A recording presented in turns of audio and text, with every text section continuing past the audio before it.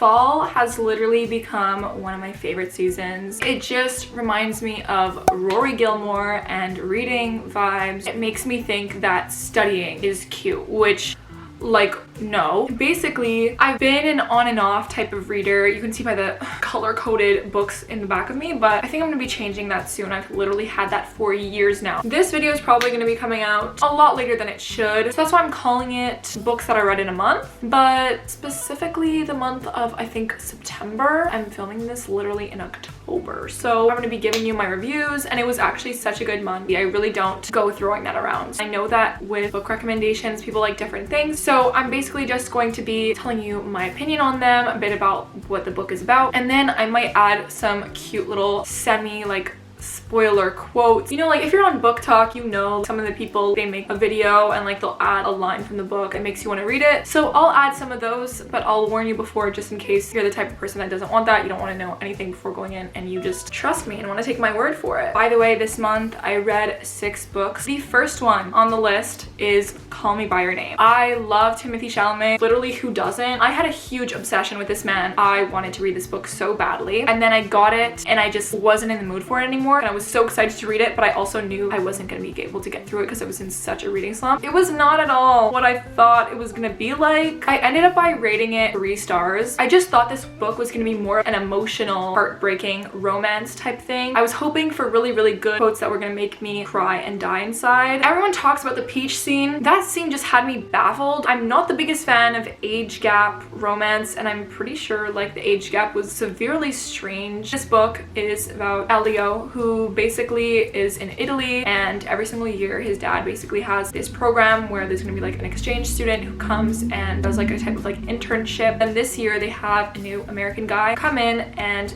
that's basically when they develop this like romance. It kind of follows Elio's extreme obsession with Oliver, which I was like, you know, be Delulu. Like if I found out some of the things that he did, like I'd be like, oh my god, that is scary. But maybe that's just me. Maybe I'm taking it too literally. I was like really trying to push through this book. The language of the book was so good, and there's really good quotes in this book, but I just wish I felt that romance a lot harder than I ended up feeling. Since this is an LGBTQ romance, I feel like they showed the reality of kind of not accepting yourself, that type of perspective. Like I didn't feel like they loved each other. I felt like they were trying to make excuses not to be with each other the whole time and kind of just be with other people, which I was like, why? I ended up by watching the movie, and when I tell you the movie is 3 million times better than the book, the movie was insane. The movie had me in tears, hurting, my soul was on fire. I can't even tell you why. It was like almost the same thing.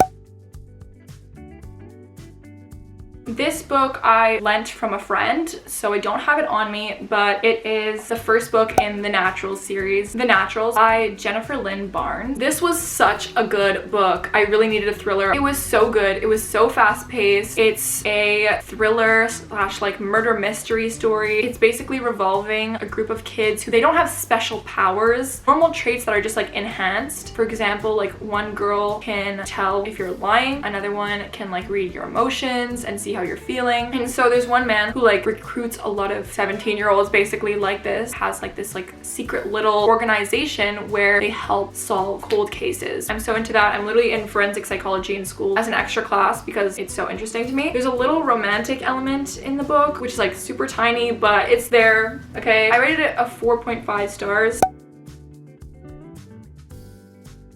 The next one that I read is the second book in the series, which is Killer Instinct. The first one just cannot be topped. This one was really good. I rated it 4 stars, but it just didn't have the same effect. Like the first one was just everything I needed and more. There's a new murder, so now there's this different situation, but it kind of ties into the unfinished elements that were in the first book. I wish there was more of the romance element in this book. I read the next couple books out of order. I don't know what was going on in my head, but I didn't think that I was probably gonna like it as much as I did. I read Once Upon a Broken Heart. I know this book is like really going viral right now. It's a fantasy novel. I don't read fantasy like ever until now. I feel like the romance in these types of books are just like unmatched. I had heard that you have to read the Carvel series first. Didn't know that. I ended up by reading this book first. Oh my god, I'm trying to explain this, and I'm so bad at this, but the main character is Evangeline. She finds out that the love of her life is going to marry someone else. That someone else is a big shock. She's obviously heartbroken, and she makes a questionable deal with a questionable person. And then it follows her trying to repay that debt. But the tension is really something else. I was kicking my feet for sure, and nothing happened. I rated it a 4.5 stars just because I had so much fun while reading it. Like, why not? I wish the ending was kind of better. Obviously, I didn't tab much. It's not one of those books where it's like, oh my god, every single quote is like getting to me. It's more just like you're following this relationship.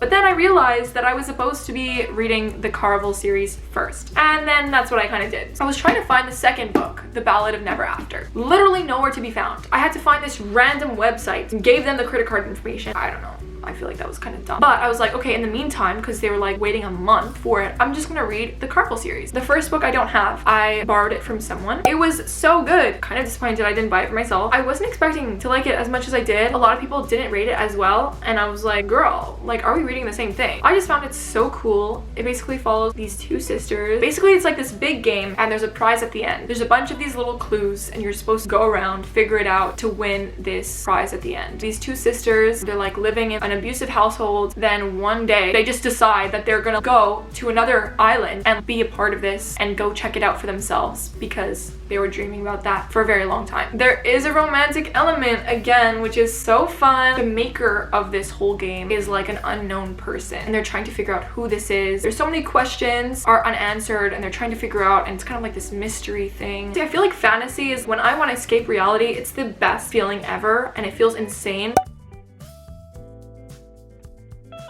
And then I ended up by reading the second book in the series, which was not as good. The first one I rated a 4 star. The second one, I don't know what I rated it. I rated it 3.4 stars, and it was still good. It just like didn't have the same effect on me that the first one did. The second one is like a second type of romantic plot with like 2 different people, and that was really good. But the actual point of the whole game and all that stuff was like what? Some stuff that they were meaning to have as like a surprise was like really not surprising. I was just like, I feel like we been new. I was really surprised that people rated the second one higher than the first one.